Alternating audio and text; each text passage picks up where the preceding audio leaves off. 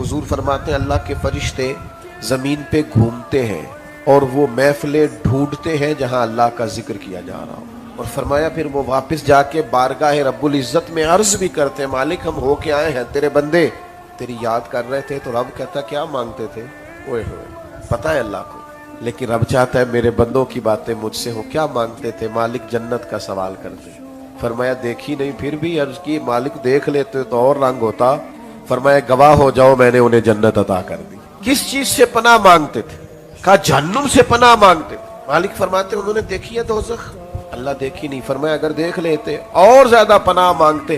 فرمایا گواہ ہو جاؤ میں نے انہیں جہنم سے آزاد کر دیا۔ فرشتے عرض کرتے مالک ایک بندہ ایسا بھی آیا تھا جو ان میں سے تو نہیں تھا لیکن آیا تھا، اہل ذکر میں سے نہیں تھا پر اس محفل میں آیا تھا، شریک ہوا تھا۔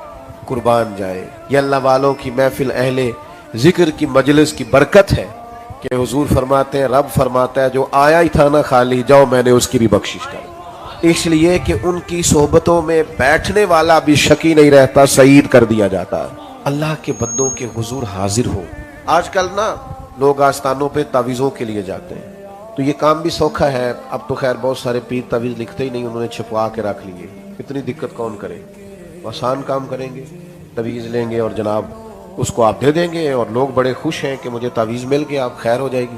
لوگ تعویذ کے لیے، دم کے لیے، اور نگاہ ہو جائے اور کوئی ایسا کمال ہو جائے، اس سلسلے میں لوگ جاتے ہیں۔ حضرت سلطان باؤ رحمۃ اللہ علیہ نے شکوہ کیا، فرماتے ہیں رب دا طالب کوئی نہیں ملیا، اے جو ملیا طالب زردہ ہو، یہ دنیا داری کے لیے آئے۔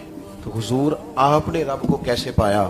تو سلطان صاحب فرمانے لگے کیتی جان حوالے رب دے، اساں ایسا عشق کمایا ہے، مرن تو پہلو ہی مر گیا، باہو تا مطلب نو پایا۔